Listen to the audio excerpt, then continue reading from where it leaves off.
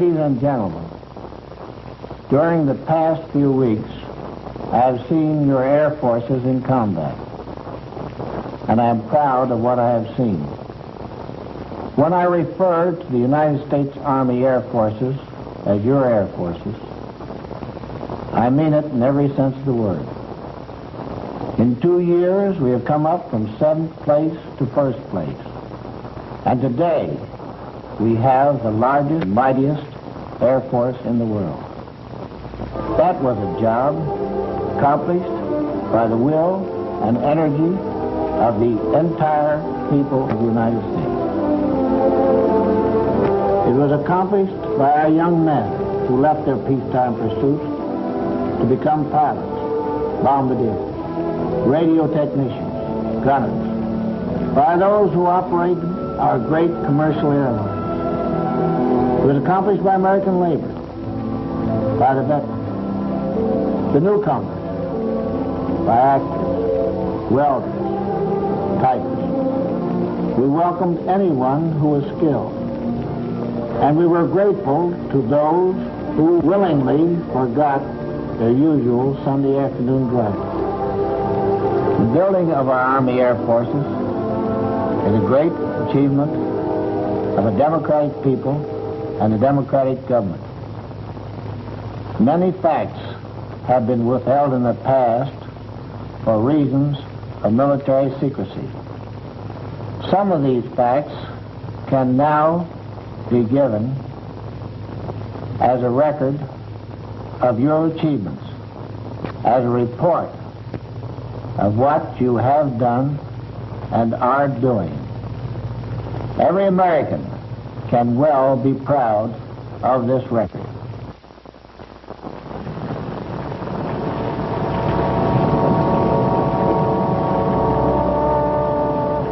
December 7th, 1941. The Air Forces have their own reasons for remembering Pearl Harbor. We had left only 176 planes.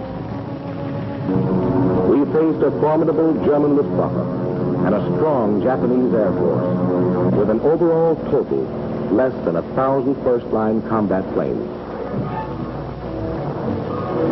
However, though we didn't have the planes in the air, we did have them on the assembly lines.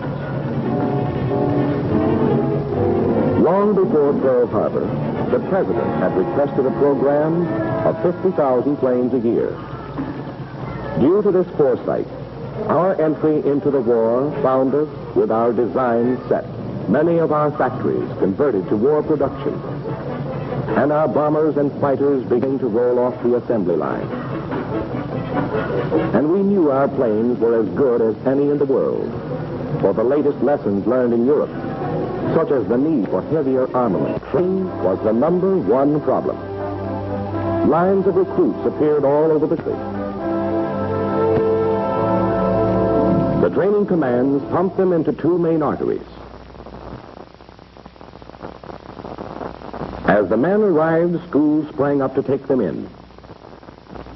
Air cadets went through a variety of schools preparatory to flying, while future ground crews learned 100 different trades. Some ground men volunteered for flying jobs. Others became officers. Flyers went on to the airfields, while gunnery training was given to bombardiers, navigators, and other potential crew members. Gaining constantly in skill, individually trained men from 1,000 schools poured on schedule into the operational training units. Here at last, they become units of air power. This program keeps aloft in the United States every day more than 120,000 men.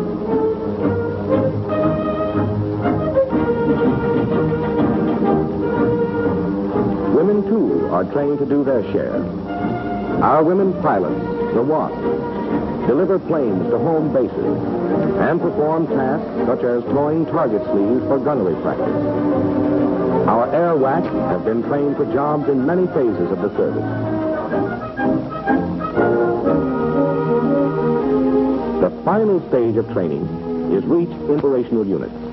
Here, the individually trained men, for the first time, meet the teammates beside whom they will fight, and the combat planes they will fly. They train in organizational units as large as a complete force, simulating combat conditions.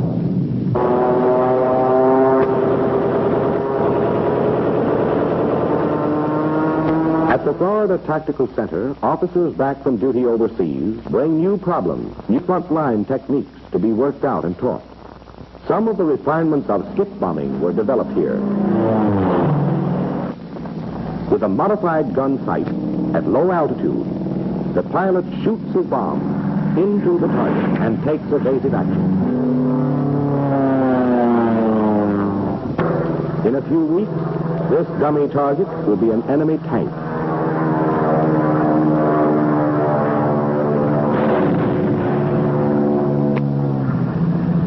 In a few weeks, this will be an enemy ship.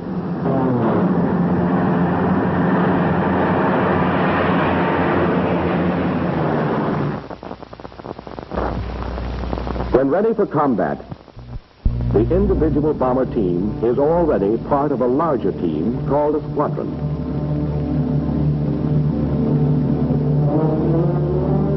Four squadrons comprise a group. 3 groups, a wing. 5 wings, an air division. And 4 divisions, a bomber command. A fighter command is built up much the same way. Another vital command is the Air Service Command. They are the boys without whom the planes would never leave the ground. To service the planes, repair shops and warehouses have been established, such as this one in England. These warehouses stock 4 times as many items as there are in a Sears Roebuck catalog. The Service Command has become the biggest export business in the world, delivering in huge quantities.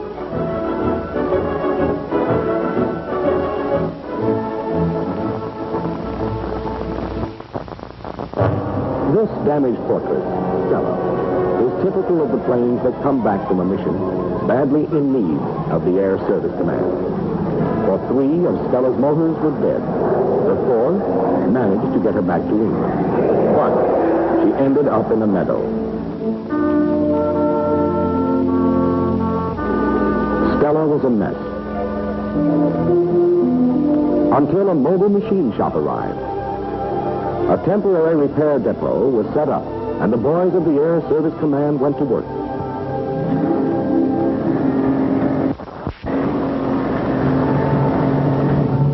After a few days, it began to look as though Stella might use a runway again. So bulldozers were moved in.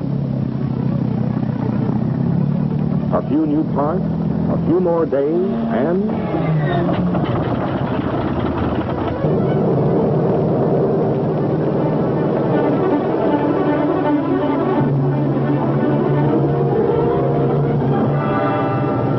again, ready to again.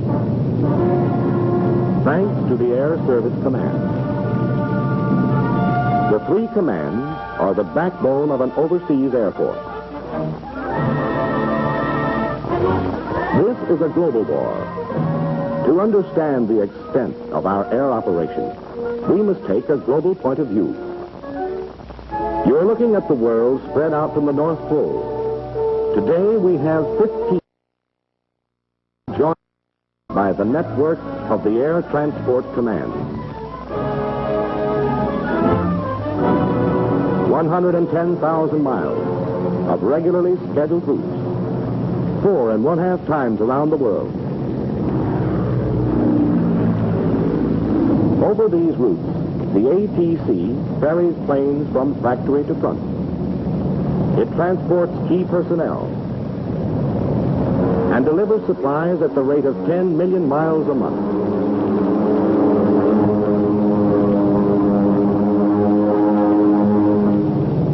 It will take anywhere, anything that can possibly fit into a plane. Once it delivered to Alaska, a complete hospital in 36 hours. It flew a shipment of grenades from the United States to Guadalcanal in 4 days, when our men needed them desperately. The little extra that can turn the tide of battle. This is the daily mission of the Air Transport Command.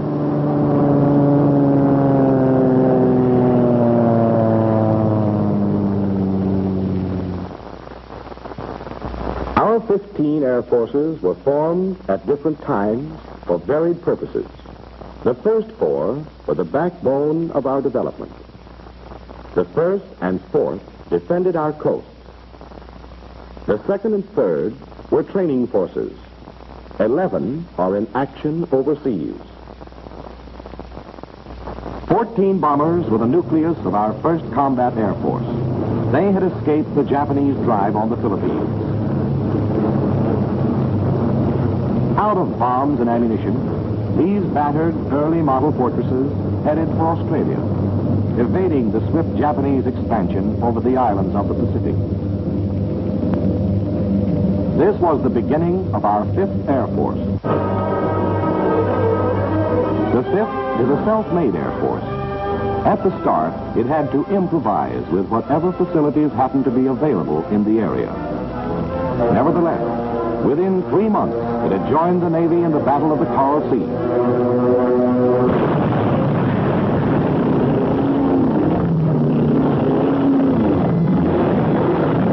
Helping to sink 19 enemy vessels.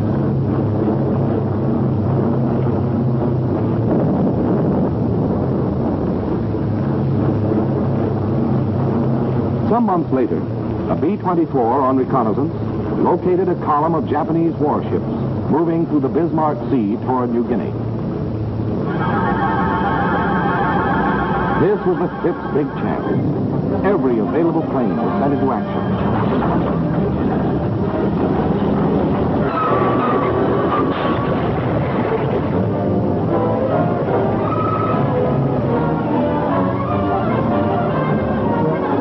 For 3 days, 162 American and Australian planes bombed and strafed the Jap fleet. Many of our flyers came in at mast high altitude to skip bomb the enemy.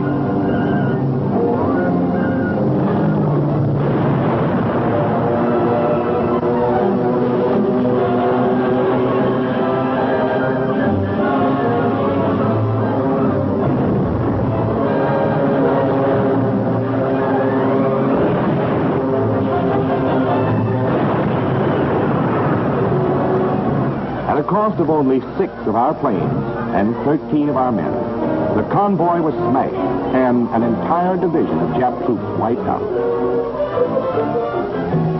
This marked the limit of Japanese expansion. The 5th proceeded to take the offensive against the enemy's formidable system of interlocking bases. Japanese pressure had been concentrated on Port Moresby.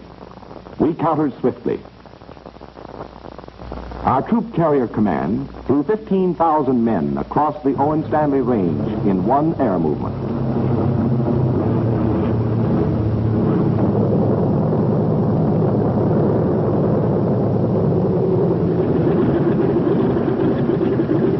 Then kept them supplied with more than 2 million pounds of food and equipment a week. Guns were moved in, and the wounded evacuated on the return trip.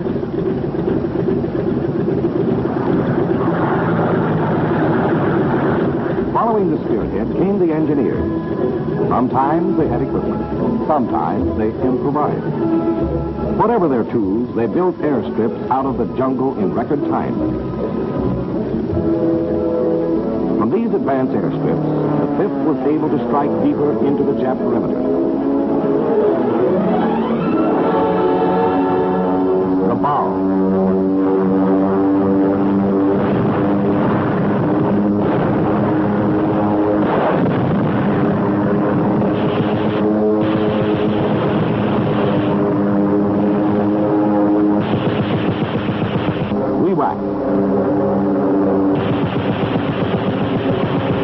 We strafed enemy airfields and installations again and again. When the Japs tried to hide their planes in the jungle, Fragmentation bombs suspended from parachutes blanketed the area.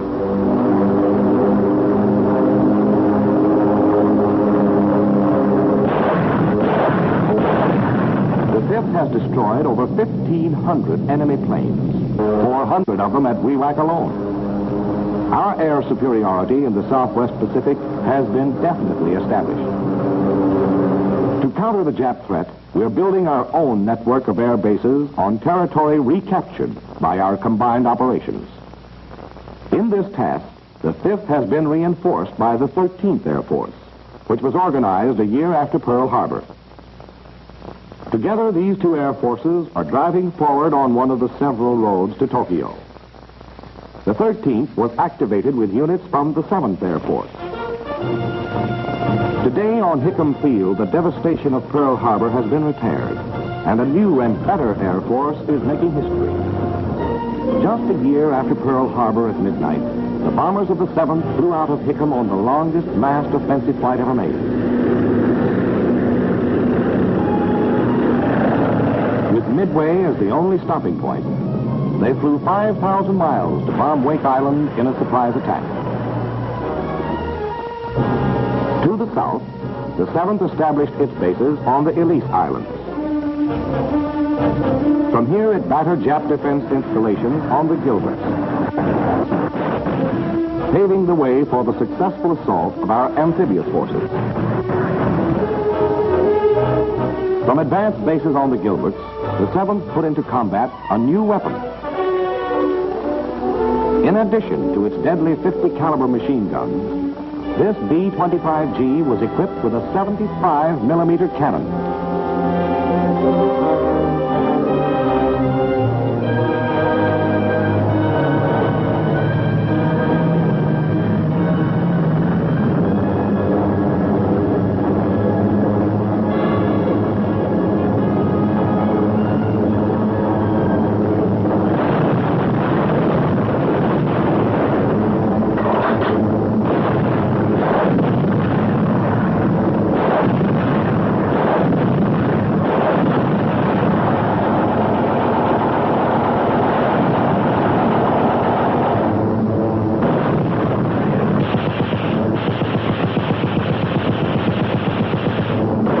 Saturated by the firepower of the 7th and of the Navy, another impregnable stronghold was taken by our armed forces.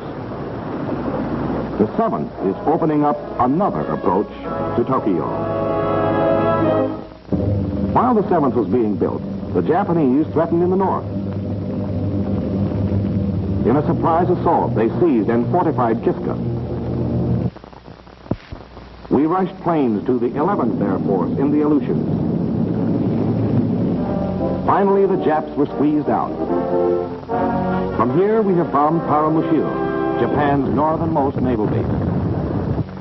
The 11th represents a third road to Tokyo.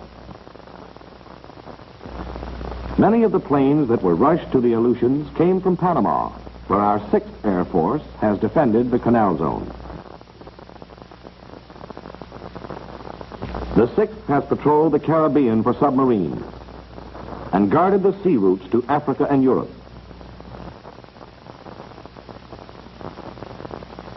Based in England is our 8th Air Force, within striking distance of German production centers. Germany's highly developed industries are the mainstay of her war effort.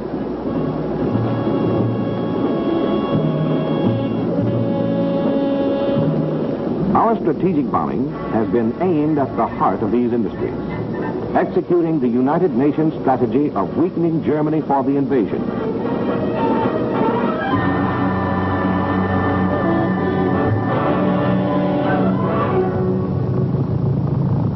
Precision bombing by daylight has been the American contribution.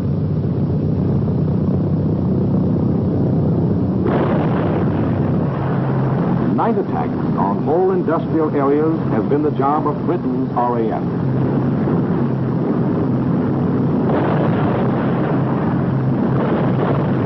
This double blow has raised havoc with German war production. German defenses have had no rest under the 24-hour offensive.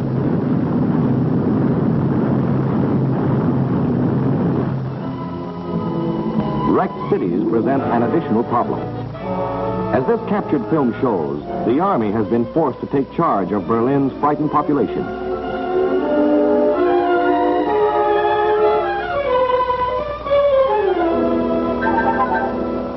Manpower and resources have been diverted to necessary repairs. In 1943, a series of outstanding attacks marked the development of strategic bombing. Submarine yards, marshalling yards, synthetic rubber, shipyards, ball bearings, and then aircraft plants. Regensburg, Marienburg, Cassel.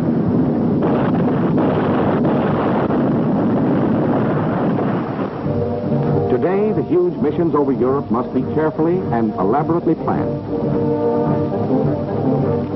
Our flyers can expect any trip to develop into a major air battle. At a dozen scattered airfields, the bombers are assembled and moved to the starting line.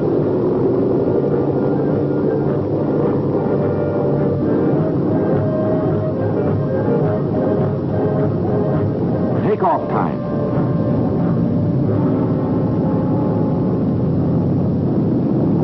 And the imposing forts and liberators thunder into the gray English dawn.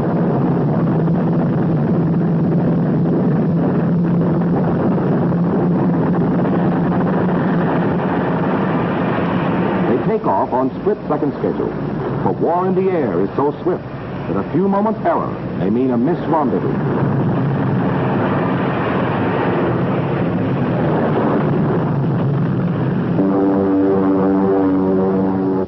Fighter fields, thunderbolts are ready. They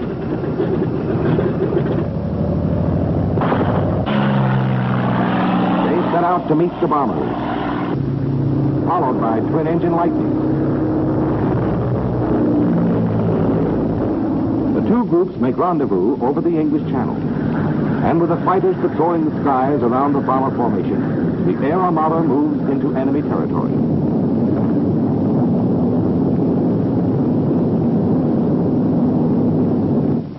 News of the approaching air invasion is flashed through the German warning system.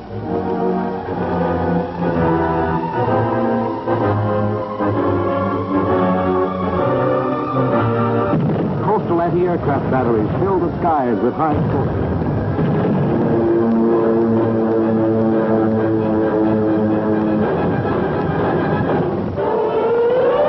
Alarm sirens wail over the German fighter fields, and pilots sprint to their planes.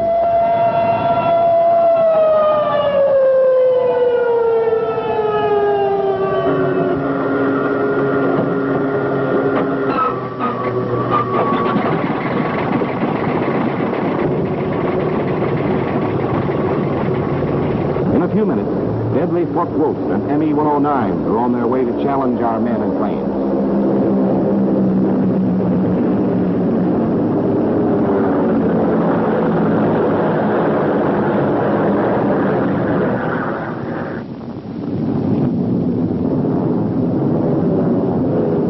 Our fighters peel off to meet the enemy threat, and the battle is on.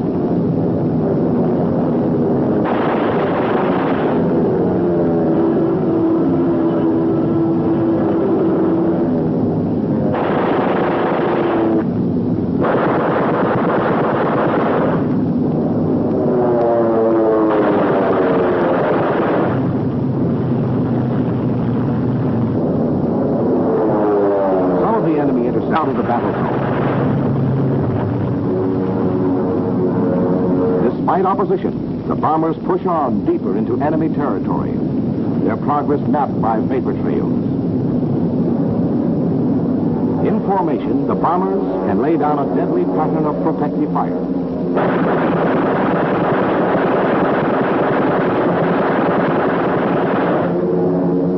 Nevertheless, the enemy fighter attacks plus the anti-aircraft barrage take their toll.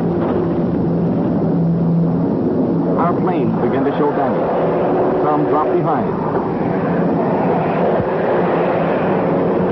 A Throughout the battle, the enemy commander locates the stragglers. His fighters close into the kill. This is called the big lead. Look at the battle from the German angle. Through German cameras and see why.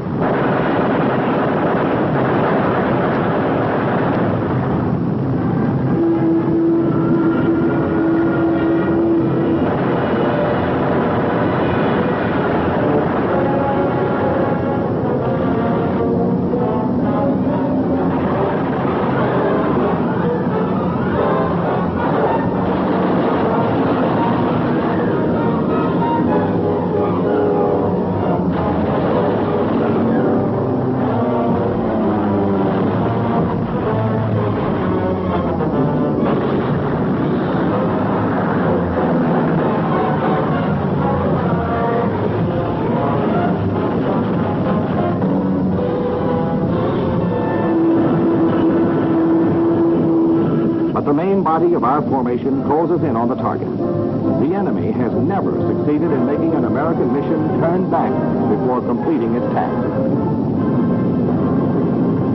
Despite the threat of sudden, violent death, our flyers stick to their job until the bombs are away.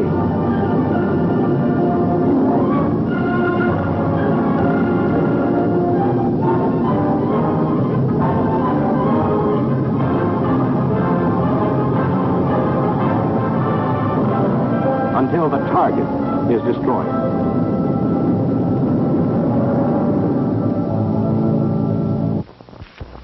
While the 8th hammered Europe, a new Air Force, known by the code name of Junior, had been activated. Its purpose, strength and destination, all secret.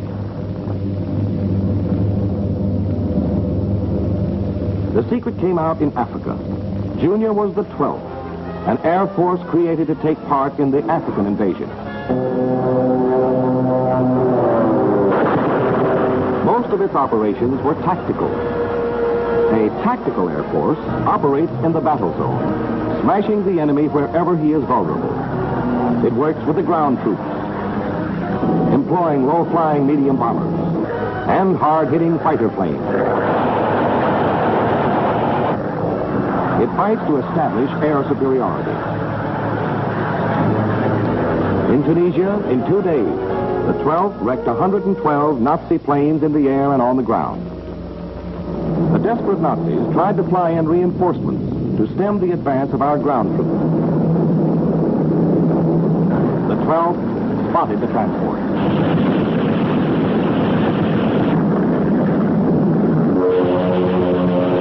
No reinforcements arrived. In the meantime, the 9th Air Force had joined the A.A.F in covering General Montgomery's victorious march from El Alamein. At the close of this campaign, the 9th joined Junior, and they worked together in the invasion of Sicily and Italy. In amphibious landings, the foot soldier has to carry out one of the toughest and most dangerous of all combat assignments. Air cover is of supreme importance, both to his morale and to the success of the operation.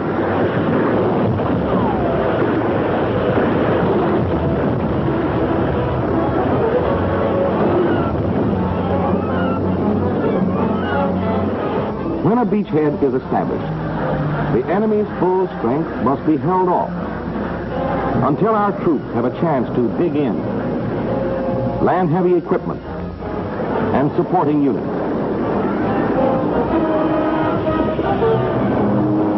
The tactical air power of the 12th and the 9th accomplished this in Italy. Our planes riddled the enemy's communications.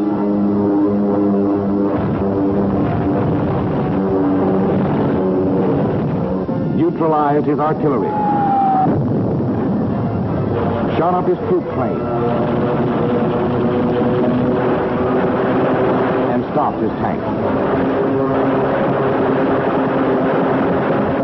Because of recent developments, the 12th has moved its headquarters to Italy. The 9th is in England for current operations.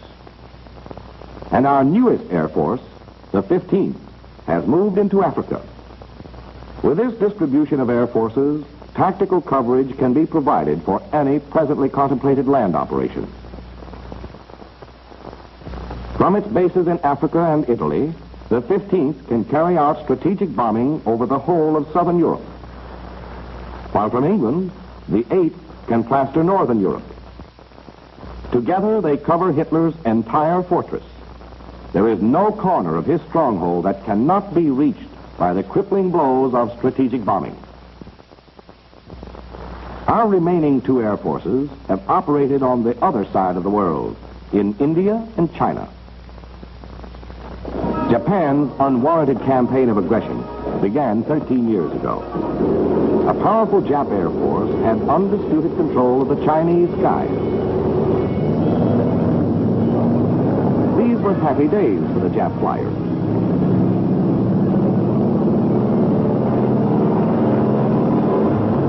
They flew their missions almost unopposed. They murdered at will.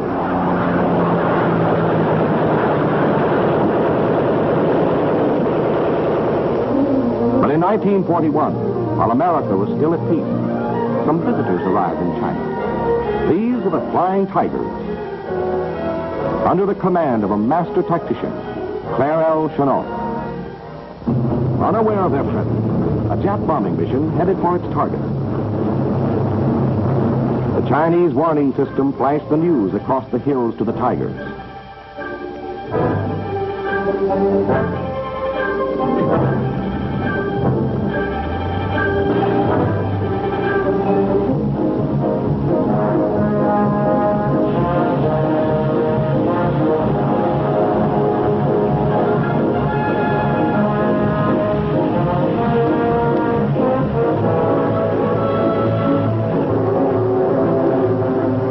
Tigers climbed high as the enemy came on unsuspecting.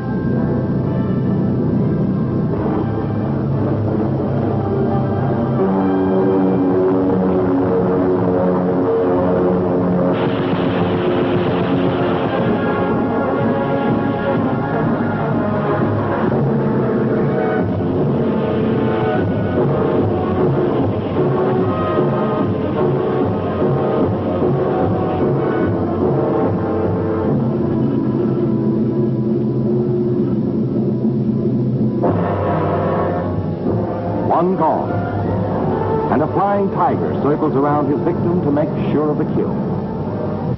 The score that day was 6-0. From then on, the Flying Tiger's combat record never dropped below 5-1.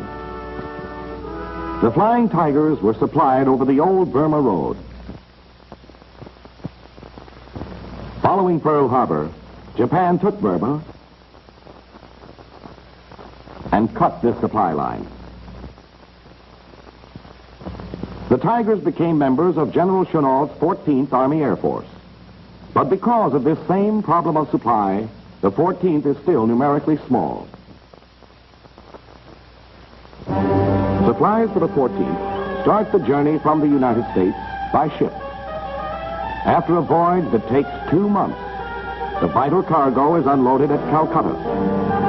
The bulk of it must be pushed to the river dock, laboriously loaded onto barges, and shipped upriver to Assam.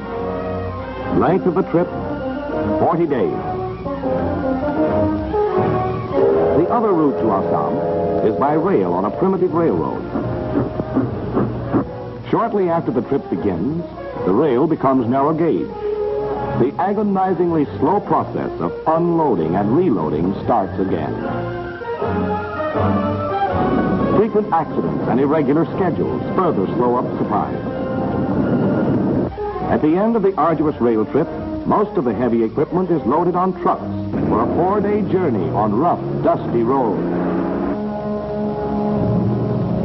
And so by ship, train, river barge, and truck, the supplies for the 14th were painfully assembled in Assam, headquarters of our 10th Air Force.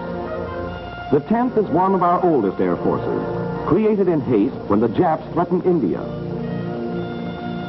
Today it defends the western terminus of the only route left into China, the hop from Assam across the mountains to Kunming.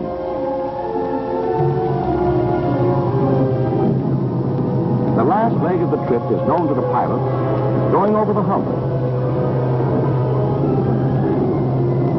The trip is as dangerous as any combat mission. Most of the time, the weather is so bad that the pilots have to make the 17,000-foot mountain passes on instruments. If they veer south, they drift into Jap-held Burma. North, put peaks. The crews of the Liberators must ferry in their own bombs, gasoline, and everything else. You have to fly one bombing mission. You must make 4 trips across the hump.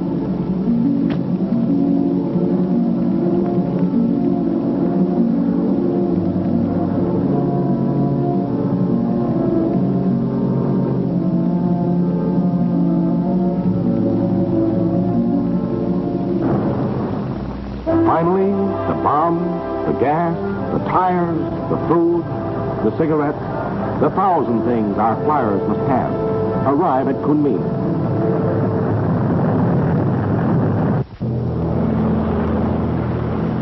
But the journey isn't over yet.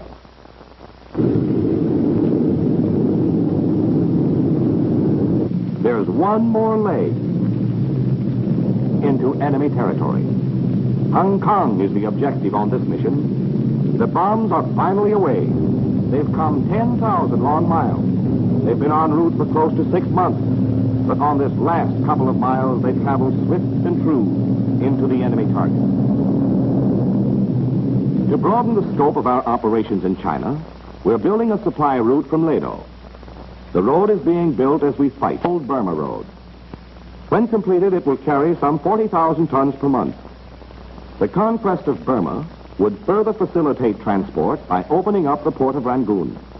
But basically, we must have a direct route into China. For China, besides having obvious geographical advantages, has the great asset of its people. American-trained Chinese pilots have already proved themselves in the 14th. The Chinese make expert mechanics, and their manpower is limitless. Potentially, China is our best base for strategic bombing of Japan.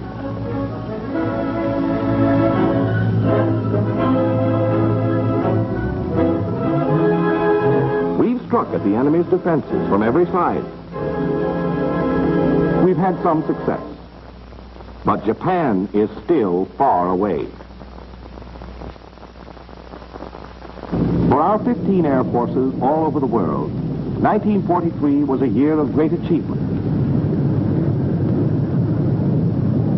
We flew more than 350,000 combat sorties.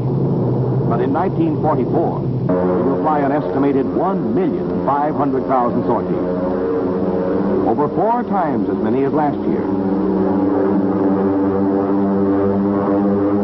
In 1943, we dropped nearly 200,000 tons of bombs on the enemy. In 1944, we will drop an estimated 700,000 tons, 3.5 times as many. In 1944, our strength in every category of air power will decisively outclass the enemy. As our military power grows, Germany and Japan are placing increasing reliance on non-military factors to avert their defeat. They realize the vital importance of our production during the tough year ahead. They're counting on their theory that a democratic people is too undisciplined to maintain the terrific production pace we have set.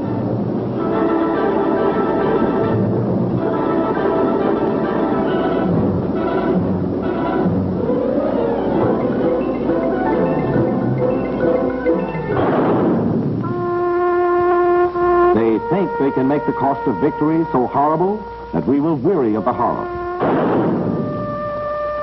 We in the Air Force know the price of victory. Every battle takes its toll of our planes and men.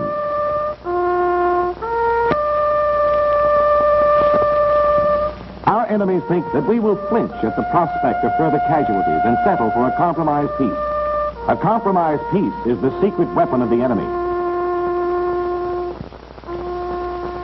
Our answer is this. In the skies above these flyers who died, there will be no compromise. In enemy skies all over the world, there will be no peace. Our bombers and fighters will rise in ever-increasing numbers. The roar of our motors, the pounding of our guns, the flight of our bombs.